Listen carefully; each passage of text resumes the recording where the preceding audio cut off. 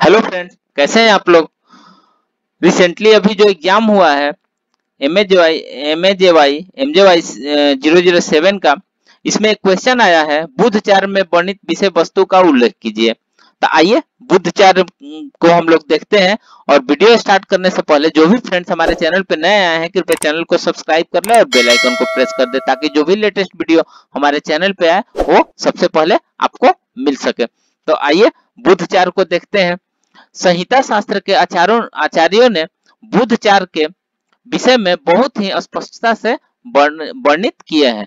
बुध ग्रह को कुमार ग्रह भी कहते हैं। जैसे राजा का पुत्र जीवन व्यतीत करता है, उसी प्रकार बुध के प्रभाव वाले लोग राजकुमार सदृश जीवन यापन करते हैं। बुध के बारे में कहा गया है कि विद्यो पुत्र बीते प्रवर प्रवरमतिर्ज्ञोपि कृतना, अर्थात बुद्ध यदि द्वितीय भाव में स्थित हो तो मनुष्य मूर्ख होते हुए भी बुद्धिमान होता है। उसी प्रकार आगे कहा गया है कि तृतीय यश से प्रसरति वणिक वृत्तिर्भीत, अर्थात बुद्ध यदि तृतीय भाव में हो तो उसके व्यापार की चतुर्दिक वृद्धि होती है। बुधचार बस पृथ्वी पर विभिन्न प्रकार के घटनाएं उत्पन्न होती है तथा उसके चार कारण भी मनुष्य पर विशेष प्रभाव पड़ता है। कुंडली चक्र में बुध जहां पर भी स्थित होता है वहां स्थान को शुभ करता है। लिखा है कि बुधे धर्म स्थान गतवती सुधर्मा बुधवरो, अर्थात बुध यदि नवम भाव में हो तो वह विद्वान धर्मात्मा भक्त यज्ञ करता सज्जनों के संग करने वाला, राजा से अधिक प्रतापी, दुर्जनों को संताप देने वाला तथा पूर्ण रूपेण धनवान होता है। ज्योतिष शास्त्र में बुध को एक शुभ ग्रह माना गया है, परंतु किसी अशुभ या क्रूर ग्रह के संकट से यह अशुभ भी हो सकता है। बुध मिथुन एवं कन्या राशियों का स्वामी है तथा कन्या राशि में उच्च भाव में स्थित रहता है तथा मीन राशि में यह नीच भाव में स्थित रहता है। यह सूर्य और शुक्र के साथ मित्र भाव से तथा चंद्रमा से शत्रुतापूर्ण और अन्य ग्रहों की प्रति तटस्थ रहता है। यह ग्रह बुद्धि वर्ग, संचार, विश्लेषण, चेतना, विज्ञान, गणित, व्यापार, शिक्षा और अनुसंधान को प्रतिनिधित्व करता है। आइए इसका नेक्स्ट देखते हैं, बुध का स्वरूप। बुध ग्रह को अनेक नामों से जानते हैं, जैसे बुध, शशि, तारापुत्र, चंद्रज, राजा सोमपुत्र, गिया बोधन, बुध कुमार, सौम्य रोहिणी, राजपुत्र इत्यादि नामों से जानते हैं। अब नेक्स्ट देखते हैं, बुध ग्रह को बुद्धि का देवता माना जाता है। कुंडली में इसकी स्थिति काफी अधिक महत्व रखती है। यदि बुध ग्रह अच्छी स्थिति में हो तो व्यक्ति को बुद्धिमान संबंधी कार्यों में विशेषता सफलताएं प्राप्त होती है, जबकि यह अशुभ स्थिति में हो तो कई प्रकार के मानसिक परेशानियों का सामना करना पड़ सकता है। बुध एक ऐसा ग्रह है जो सूर्य के सानिध्य में ही रहता है। आइए इसका नेक्स्ट देखते हैं। अब देखते हैं कि बुध किनका स्वामी है और बुध का गुण क्या है। तो बुध जो है, गृह राशि इसका कन्या और मिथुन है, उच्च राशि कन्या है, नीच राशि मीन राशि है और मूल त्रिकोण कन्या है। मित्र ग्रह इसका सूर्य और शुक्र है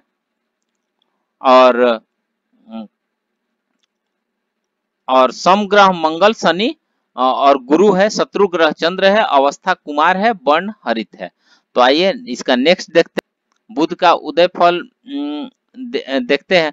उत्पात रहित होकर किसी समय में भी बुध का उदय नहीं होता है। इसका तात्पर्य यह है कि जब भी बुध का उदय होगा उस समय किसी न किसी प्रकार का उत्पात अवश्य होता है। जैसे जल, अग्नि, वायु का भय होता है तथा अनाज की बहुत महंगाई हो जाती है अथवा अनाज बहुत सस्ता भी हो जाता है और समाज में विपत्ति भी होने लगती है। विपत्ति का यह तात्पर्य है कि रोग, कष्ट इत्यादि होने लगते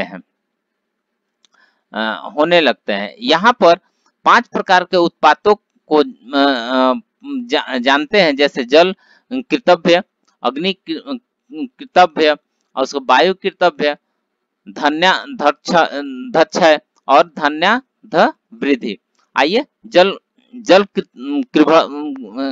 कृतभ्य देखते हैं। जल से उत्पन्न भय जलकृत भय कहलाता है। यह जनित उत्पादों में अनेक प्रकार से हो सकते हैं, जैसे वृष्टि संबंधी उत्पाद, अतिवृष्टि संबंधी उत्पाद, अनावृष्टि संबंधी उत्पाद तथा कूप जल विकृति, नदी जल विकृति और तालाब की जल विकृति। नेक्स्ट है अग्निकृत भय। अग्नि से उत्पन्न भय को अग्निकृत भय कहते हैं। इसमें वनों की अग्नि गांवों की ओर अग्नि उत्पन्न का भय करती है। आइए नेक्स्ट देखते हैं वायुकृत भय। हवा से उत्पन्न वायु को वायुकृत भय कहते हैं। इसमें चक्रवात, आंधी, तूफान, भूकंप इत्यादि उत्पन्न होता है। अब आते हैं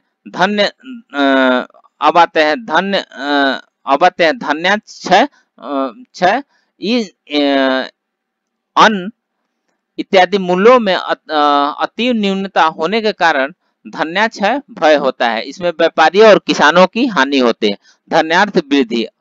नेक्स्ट है इत्यादि मूल्यों में अति वृद्धि होने के कारण धन्यार्थ वृद्धि का भय होता है। इसमें गरीब तथा भूमिहीन किसानों की हानि होती है।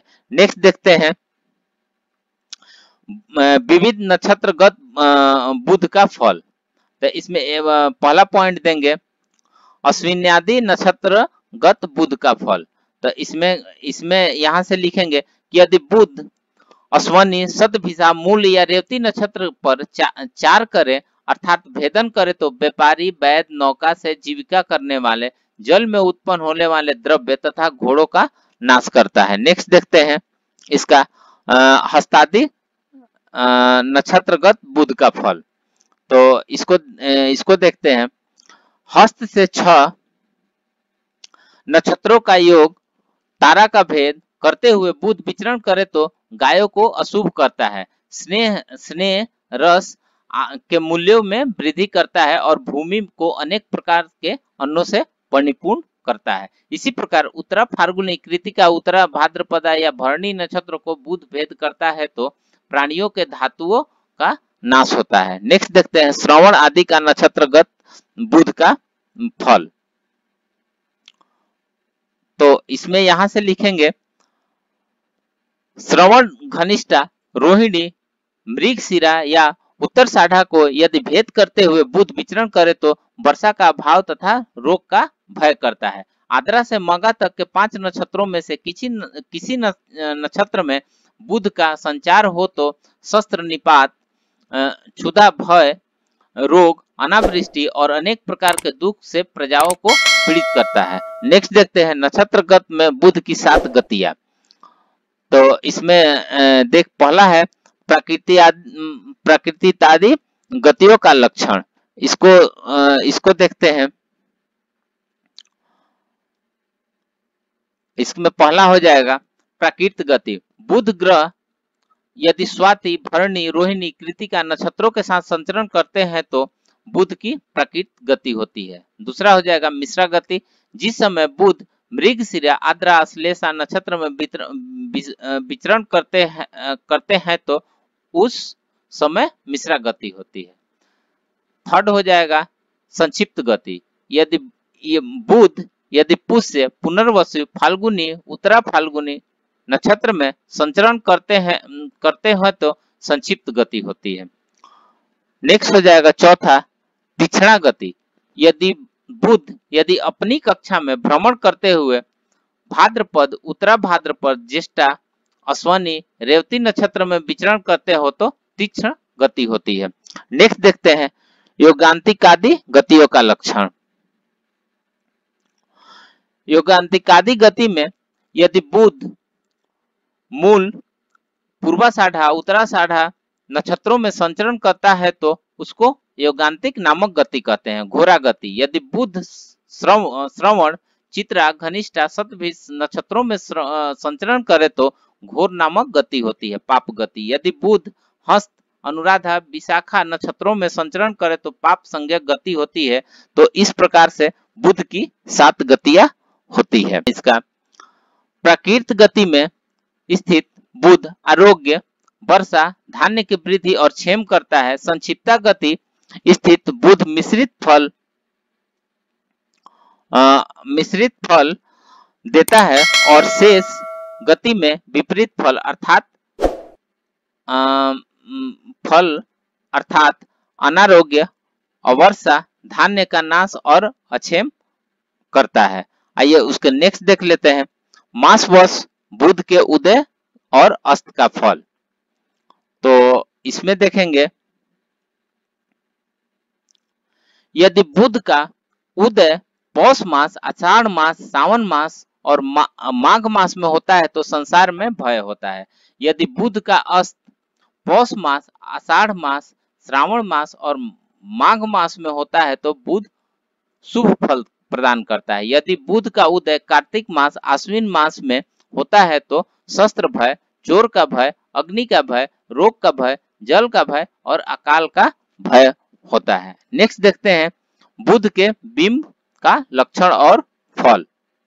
तो इसमें देखेंगे सोने के समान कांति वाला, तोता पक्षी के समान वर्ण वाला, धान्य अथवा नीलमणि के सदृश और निर्मल तथा विस्तीर्ण बुध का बिंब दिखाई दे तो संसार के लिए हित होगा। इसके विपरीत वर्ण दिखाई दे तो अशुभ फल देने वाला होता है। तो इस प्रकार से आज हमने बुध चार का विषय वस्तु जो क्वेश्चन आए हुए हैं इसी के बारे में उल्लेख किया। तो फ्रेंड्स मिलते हैं फिर एक नए टॉपिक के साथ में तो तब तक के लिए धन्यवाद और सुरक्षित रहिए।